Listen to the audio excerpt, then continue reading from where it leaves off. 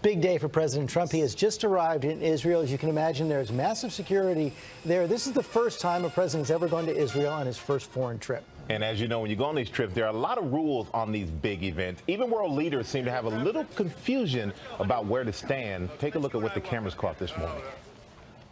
So they have all this protocol. We never know what is the protocol? Do you have any idea? He had that same issue with President Obama at the inaugural, I remember. The president has a packed schedule today. It includes his meeting with Israel's president, Reuven Rivlin, a visit at the Western Wall in Jerusalem, and, of course, a meeting with Israel's Prime Minister, Benjamin Netanyahu. And later this week, President Trump heads to Europe, where he will meet with the Pope and other world leaders. ABC's chief White House correspondent, John Karl, is in Jerusalem, has the latest details for us. Good morning, John. Good morning, Robin. President Trump made history the moment his plane touched down here in Israel. It is the very first time that Air Force One has gone directly to Israel from Saudi Arabia, a country which is both the birthplace of Islam and one that has absolutely no relations whatsoever with Israel and no direct flights. The president arrived in Israel in pursuit of what he calls the ultimate deal, Middle East peace. I have come to this sacred and ancient land to reaffirm the unbreakable bond between the United States and the State of Israel. No American president has visited Israel so early in his presidency. President Trump visiting the country's holiest sites. But his historic trip started in Saudi Arabia, the heart of the Islamic world.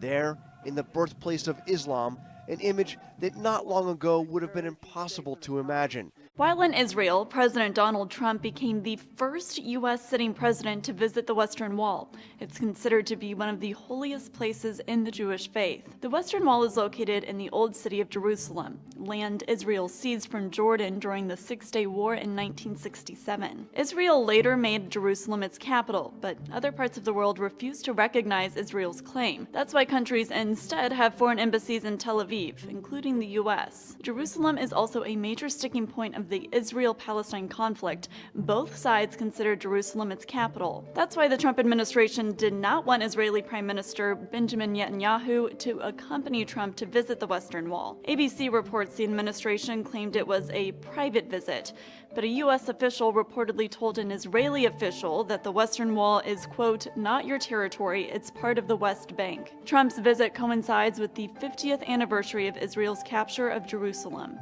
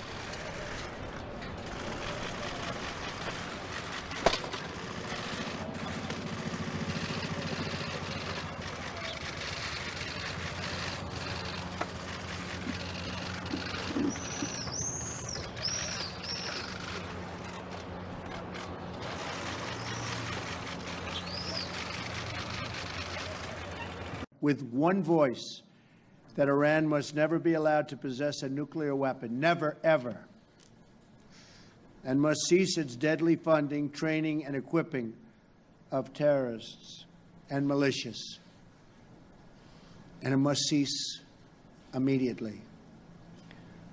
On those issues, there is a strong consensus among the nations of the world, including many in the Muslim world. In his speech at Rivlin's official residence, Trump said he was deeply encouraged by his conversations with Muslim world leaders in Saudi Arabia. Trump also thanked Israel's leaders for saying they were committed to achieving peace between Israelis and Palestinians. The U.S. leader is expected to meet with Palestinian President Mahmoud Abbas on Tuesday. Reuters has reported that on Monday, Iran accused the United States of selling arms to dangerous terrorists in the Middle East and of spreading Iranophobia to encourage Arab states to purchase arms. A day after U.S. President Donald Trump ended a visit to Tehran's arch foe, Saudi Arabia, where arms deals worth almost $110 billion were signed, Foreign Ministry spokesman Bahram Quessami said, once again, by his repetitive and baseless claims about Iran, the American president tried to encourage the countries of the region to purchase more arms by spreading Iranophobia. In Iran, re-elected President Hassan Rouhani says stability in the region is impossible without Tehran's help. He says his country is ready for interaction with its neighbors to restore peace in the Middle East. As he spoke of peace, Rouhani said the country would continue its ballistic missile program. On Monday, Iranian President Hassan Rouhani said that Tehran would continue its ballistic missile program, striking a defiant note following strong criticism of the Islamic Republic from U.S. President Donald Trump. Rouhani said in a news conference, the Iranian nation has decided to be powerful. Our missiles are for peace and for defense.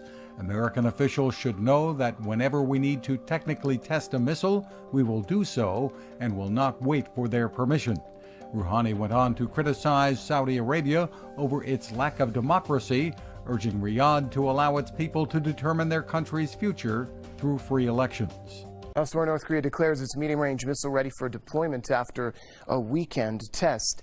The state-run Korean Central News Agency says the country's leader Kim Jong-un has approved the deployment of the Pokgoksong-2 system for action. The solid-fuel missile was test-fired on Sunday. The launch sparked a fresh chorus of international condemnation and threats of tougher sanctions. The U.S., South Korea, and Japan sharply denounced the test and jointly requested an emergency meeting of the United Nations Security Council, which will be held on Tuesday. Pyongyang has long had missiles that can reach targets across South Korea and Japan, but it says it's trying to develop an intercontinental ballistic missile capable of delivering nuclear warheads for deterrence purposes. The DPRK has conducted yet another ballistic missile test on Sunday. China's stance on this issue remains unchanged. China opposes missile launches by the DPRK that violate UN Security Council resolutions. The situation on the Korean Peninsula is complex and sensitive. We urge all sides to avoid provoking each other and continue on the right track of dialogue and consultation. China will continue its efforts to ease tensions and push for a return to dialogue on the DPRK nuclear issue. Advancements in nuclear technology have made the threat of nuclear war even more terrifying than previously believed. While nuclear explosions can already cause destruction on a cataclysmic scale, the side effects of modern nuclear arms would create ancillary effects that would dramatically increase the death toll for many months following an explosion. A nuclear explosion creates temporary radiation belts around the planet.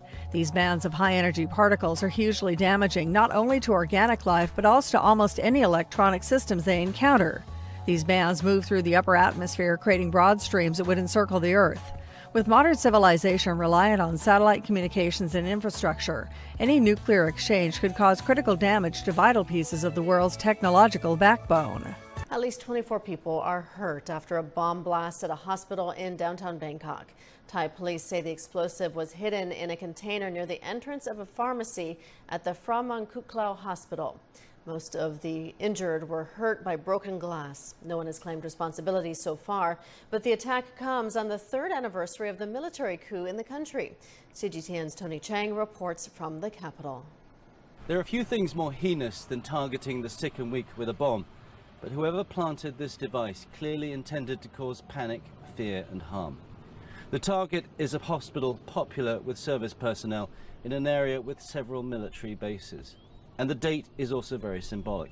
It was exactly 3 years ago that the Thai military staged a coup, promising to return stability after several years of street protests. But the elections they promised have not materialized, and attacks like this make their claims of returning stability ring hollow. So who is behind the attack? It's very hard to say. Last week a small device exploded outside the National Theatre but caused very little harm. The southern insurgency on the border with Malaysia continues to claim lives, but the insurgents have never operated in Bangkok before. The only similar attack in the capital was the Bangkok bomb of 2015 that killed 20 people at a popular religious shrine. The attack was blamed on 2 foreigners, but very little evidence has actually been provided to confirm their guilt. So this attack and its timing suggests the Thai military's juntas claim to have returned happiness to the people, hides a far deeper divide. Now, a new report says 1 person every second has had to escape from his home last year because of conflict or disaster. The Internal Displacement Monitoring Center says 31 million people worldwide had to leave everything behind in 2016. Now, in terms of violence, the Democratic Republic of Congo was the worst affected country, with almost 1 million people internally displaced. Syria, Iraq, Afghanistan, and Nigeria had more than 500,000 people who had to abandon their homes last year. Some of these people have been displaced for long periods of time. In Syria, we're looking at families who've been forced to move over 25 times over the course of 6 years. So it's really time to put internal displacement back on the agenda. Well, in total, almost 7 million people were displaced by conflict, while 24 million people had to flee from natural disasters. In the Philippines, almost 5% of the population had to move homes because of 2 typhoons that hit the country. According to the statistics, since I began talking, at least 60 people will have become internally displaced. Well, the mayor of an Austrian town has refused to accept any more refugees after 3 migrants allegedly gang-raped a 15-year-old girl. We have zero tolerance for criminal asylum seekers who abuse their rights while staying here as guests. In view of what these criminals did to the girl, I demand the full severity of the law. Well, certainly it comes after a harrowing description from the girl in question, a 15-year-old girl in the town of Tulln. It's on the banks of the River Danube, just near to the capital, Vienna. Quite a picturesque, beautiful place, but now the mayor has said he will not accept any more refugees coming to his town. And it comes after this alleged attack. The girl's testimony that she's given paints a harrowing picture of the ordeal she went through. I was on my way home. Suddenly, there were 3 men behind me. They were talking in a foreign language. I heard them approaching and got a queasy feeling, so I started running. One of them grabbed me and held me tight, while another raped me, and a third was on the lookout. For a while, I was terrified and couldn't do anything, but then suddenly I felt tremendous strength, and I managed to break free and run away. I could see my house and I thought I was safe, but the man caught up with me and the dreadful nightmare happened a second time. Even more of those hands brutally grabbing me and dragging me away. 2 of those pigs took turns raping me again, and then the third kept a lookout. Then they all fled. Well, this is a temporary ban that's being put in place by the mayor, but he says it's not enough. We went out and spoke to people on the streets of Tulln about their opinion about this incident and of taking refugees and migrants into their town in general. A crime should be punished, but I think it's unfair to cut all funding for all these people because one of them committed a crime and no one is completely sure what happened. I believe we should stop taking in refugees. We constantly hear about rape cases elsewhere in the country. They should be deported for what they did. People who cannot behave themselves should go back to their own countries. Unfortunately, some who are innocent will also have to go home. But the girl who was raped was innocent as well. To start with, we were helping those in need. But now, considering what we're reading in the newspapers, we need a rethink. I think we need to stop taking in refugees. Melania and Ivanka Trump played visible roles in the first leg of President Trump's 9-day trip to the Middle East and Europe.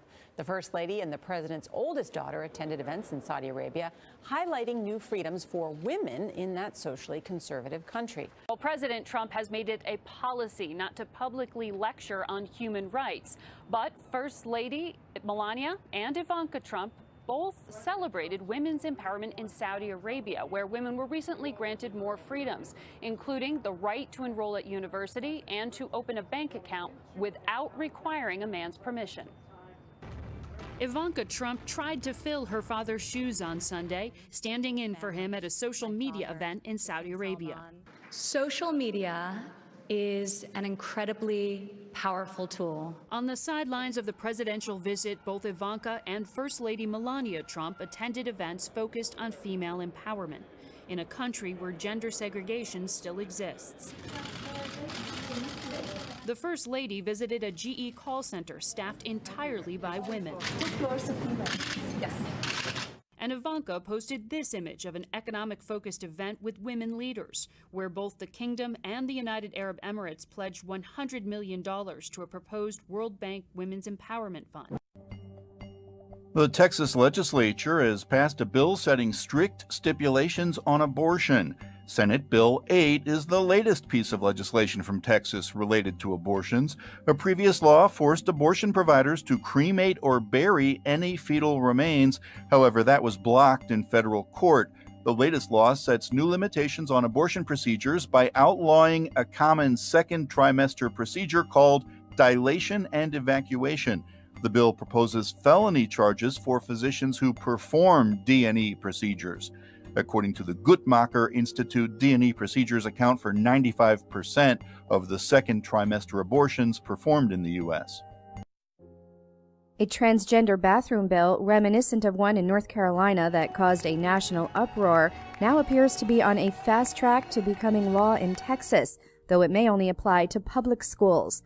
A broader proposal mandating that virtually all transgender people in the country's second-largest state use public restrooms according to the gender on their birth certificates sailed through the Texas Senate months ago. A similar measure had stalled in the House, but supporters late Sunday night used an amendment to tack the bathroom restrictions onto a separate and otherwise unrelated bill covering school emergency operation plans for situations such as natural disasters. Dozens of graduating students walked out during U.S. Vice President Mike Pence's commencement speech at the University of Notre Dame. On May 21st, roughly 100 of Notre Dame's 3,171 graduates walked out of their commencement ceremony as Pence took the stage. The students had previously announced plans to walk out in opposition to the Trump administration's policies, as well as Pence's policies from when he served as governor of Indiana. Some members of the crowd cheered, while others booed the students who marched out. Pence did not directly acknowledge the walkout, but commended Notre Dame for maintaining an, quote, atmosphere of civility and open debate.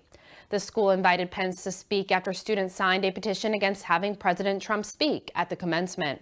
6 U.S. presidents have given commencement addresses at Notre Dame, traditionally an event during a president's first year in office. Switzerland has taken a big step toward getting rid of nuclear power. In a referendum, Swiss voters approved a plan that will eventually phase out all nuclear power use. Instead, the country will focus on increasing its dependence on renewable energy sources, like solar and wind power. Switzerland currently has 5 nuclear power plants, and its residents heavily depend on them for electricity. But once this new law goes into effect, it will bar any new nuclear plants from being built. The existing plants will be allowed to operate as long as they're safe. But according to the New York Times, at least one closure is scheduled for 2019. Switzerland is joining other European countries that decided to ditch nuclear power. Germany promised to phase out all of its nuclear power plants by 2022, and Austria banned it a long time ago. But critics fear Switzerland's move away from nuclear energy could get pricey, and not everyone is convinced that renewable energy sources are as reliable as nuclear power.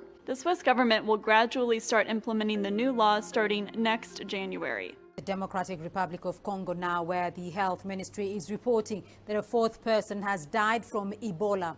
This brings the total number of cases discovered since early May to 37, up from 29 a week ago. Health authorities are monitoring more than 400 people who came into contact with the suspected patients. Mobile laboratories have been dispatched to the remote region in the northeastern DRC to boost capacity. The zone's extreme isolation has helped contain the spread of the highly contagious virus, but a lack of telecommunication systems, infrastructure, and basic medical equipment, such as thermometers, have hampered response efforts. Ever since the winter rain stopped and the warm weather started, we're not even in June yet, and the phone's ringing off the hook. Bill Farhurst has been one busy pest exterminator. Ants, spiders, fleas, sow bugs, all the crawling insects are just coming out. This backyard in Antioch has had more than its share of spiders and fleas, says the homeowner. It seems to be quite more webs, constantly knocking them down. Spiders, they're running all over the place. If they have real tall grass, The fleas are just on, or the ticks are just on there, and you walk through and they'll get on your clothes. While there are no firm statistics yet, Farher says he hasn't been this busy in years. The likely reason is the long and hard rainy season the Bay Area just endured. That's bringing in more vegetation, and that means more fleas and especially ticks. Healthcare professionals are watching out for more tick-caused illnesses such as Lyme disease. At the Muller Veterinary Hospital in Walnut Creek, the vets here have seen a growing number of ticks and fleas on their four-legged patients, far more than in recent years, and it's still early in the season. I think it's the price that we're paying for all this beautiful water that we had, and I'll take it. But we have to be cautious because ticks can transmit some pretty serious diseases. Vets say it's better to prevent tick bites than treat them later. People can't get Lyme's disease from their dog, but they can get it from the same ticks that can bite their dog. So we can get kind of a human health issue in there as well. To avoid ticks and fleas, the experts say their best advice is to stay out of tall grass and high brush. And they say the pest season will end when the rainy season begins.